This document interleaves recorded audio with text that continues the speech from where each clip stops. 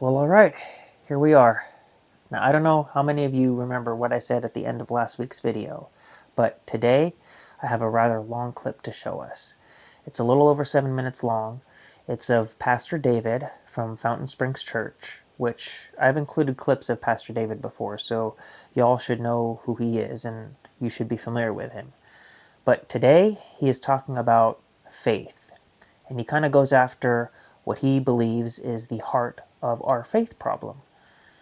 And so what I'm going to do is I'm going to roll right into the clip after the intro. And then on the back end, I want to highlight some points that he addresses in that clip and give my final thoughts on it. So with that said, let's dive into this.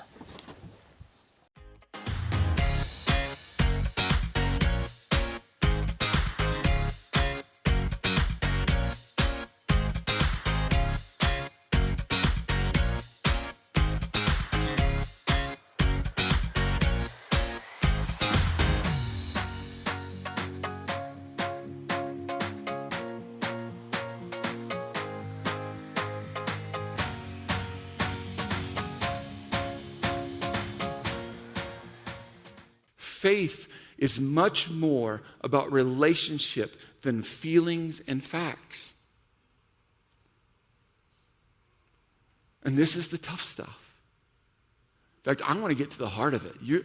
Whether you signed up for it, we're about to go to the heart of our faith problem. To do so, I want to use some other examples from the Bible.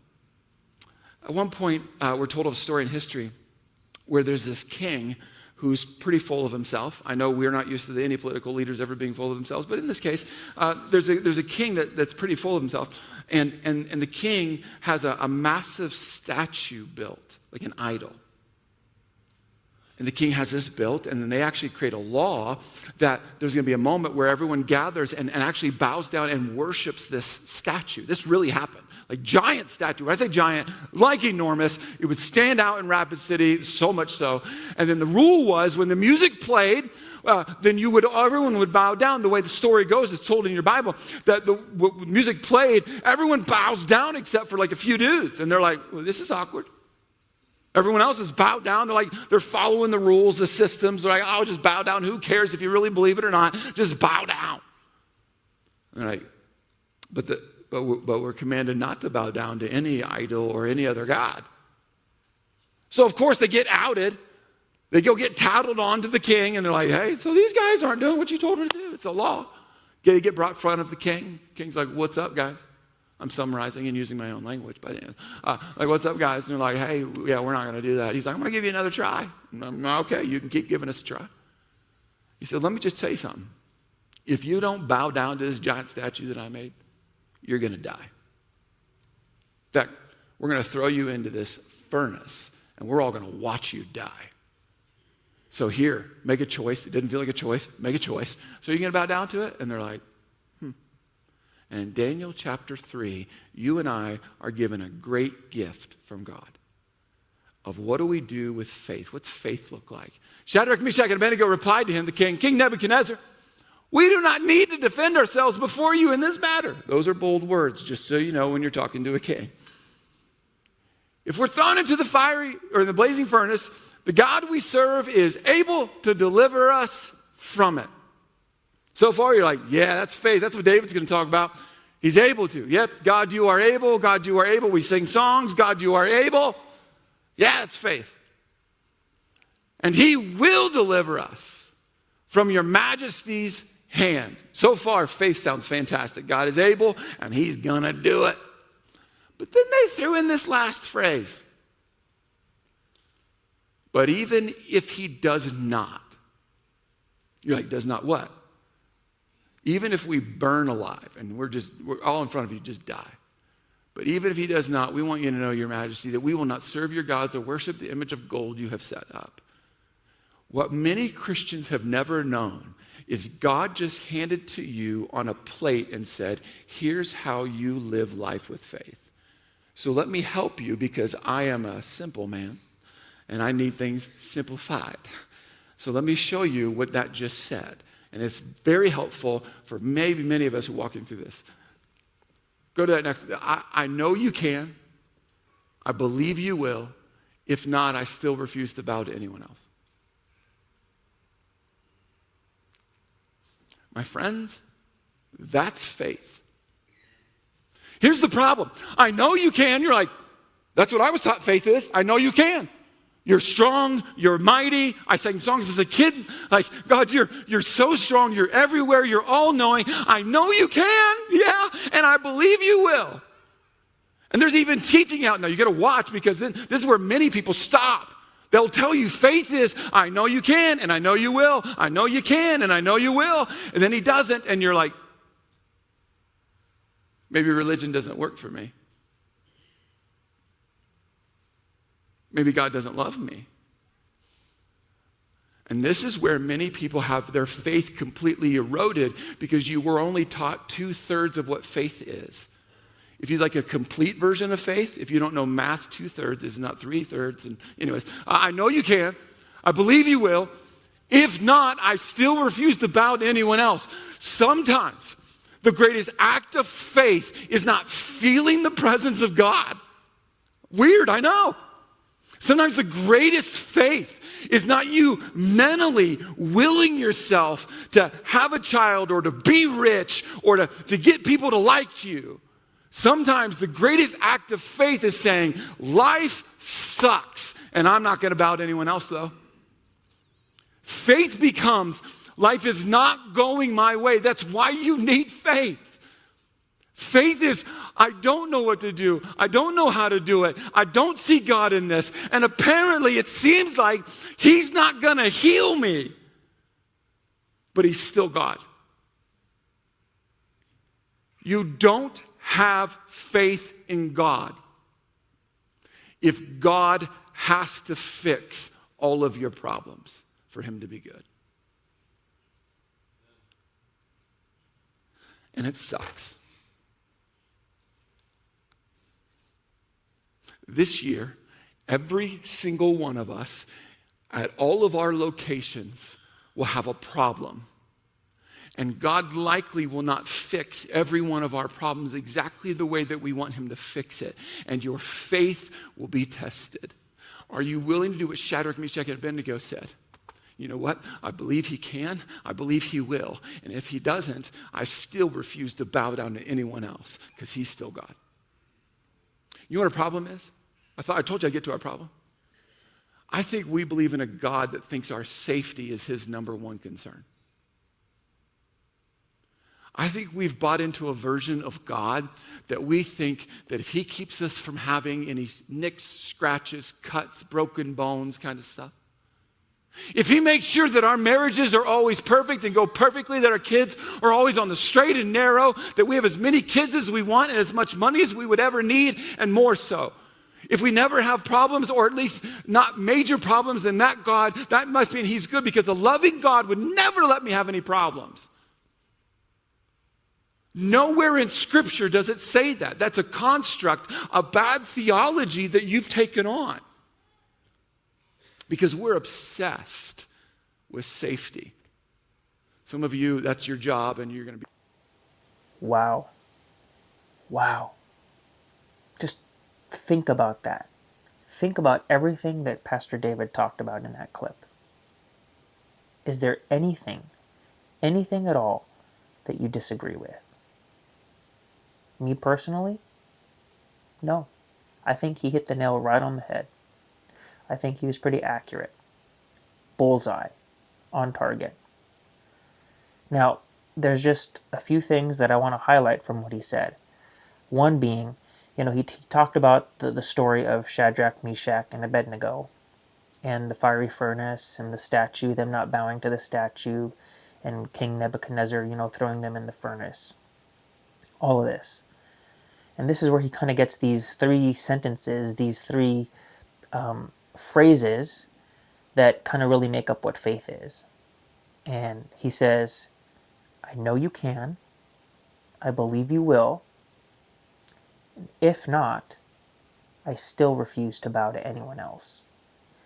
And he said that we get tripped up on 2/3. Like, we'll say the 2/3 of it, but we won't say that last one.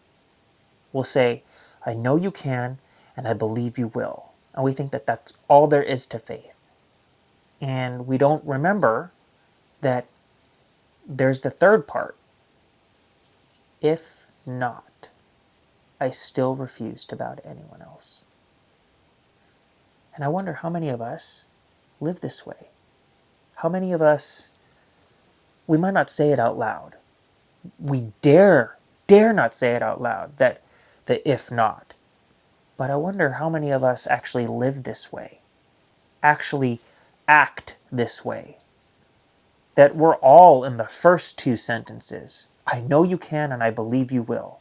Yes, yes, God can do exceedingly, abundantly, and beyond anything that we can ever ask or imagine. Yes, true, granted, all of that. But what if he doesn't? What if he doesn't? Does that make him any less God? Does that change how you believe if he doesn't come through for you? There's another thing that Pastor David said there that I also want to highlight. Is he said, you don't have faith in God if God has to fix all of your problems for him to be good. Think about that. Now, we again might not say this out loud, but do we live this way? Do we live this way? If God doesn't fix all of your problems, whether it's something small like, please let me get this brand new car, or please heal me from this cancer diagnosis, or whatever it might be. If he doesn't heal you, if he doesn't fix all of your problems, does he cease to be good? Then do you actually have faith in him? Do you actually have faith?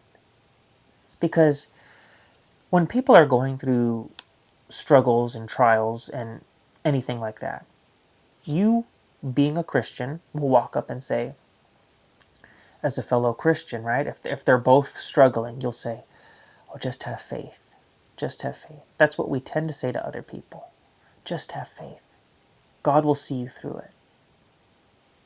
Yeah, he'll see you through it. But what about if he doesn't fix your problem? What about if he doesn't fix your problem? What then? Does your faith now change? Does God cease to be good because he did not fix your problem? Just things to think about. And then Pastor David actually addresses the heart of the problem, which he said he was going to get to. And this is what Pastor David believes is the heart of our faith problem. He says, we believe in a God that thinks our safety is his number one concern. Think about this. Think about this. How many of us actually believe this? That we believe in a God that thinks that our safety is his number one concern.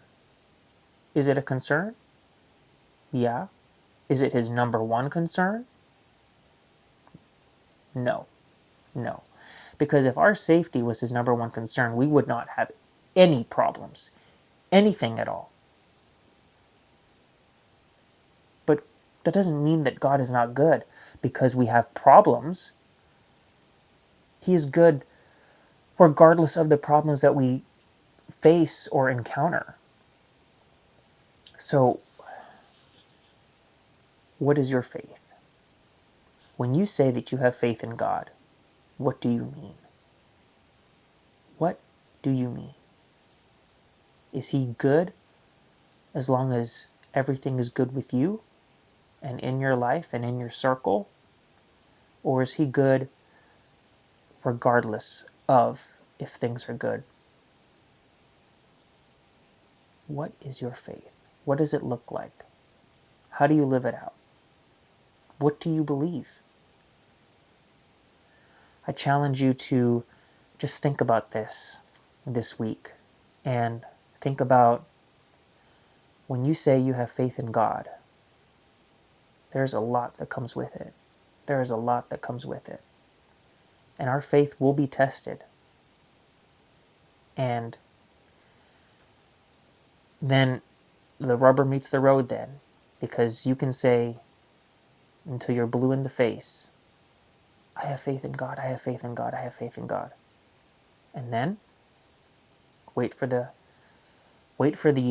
if nots or the even ifs, and see how you react, see how you respond. Wait for a situation in your life and see if you're coming from the standpoint of, well, even if I don't get better, or even if I never get this job back, or even if whatever, fill in the blank, God is still good. I still refuse to bow to anyone else. Think about that. What do you think faith is? How are you living it out?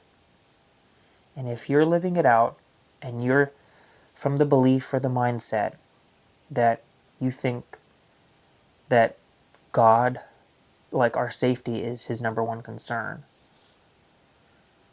maybe you need to study the scriptures some more and dive a little bit deeper and pray, because you're probably just a tad off. So I hope this helped you, and I hope you were encouraged to really evaluate and take inventory of your faith, what faith is for you. I thank you so much for watching this week. Next week, I have a tentative interview with one of my other friends. So I hope you will stay tuned for that and tune in for that. But until then, you guys stay safe out there. And please don't forget to like, subscribe, and share. And as always, God bless.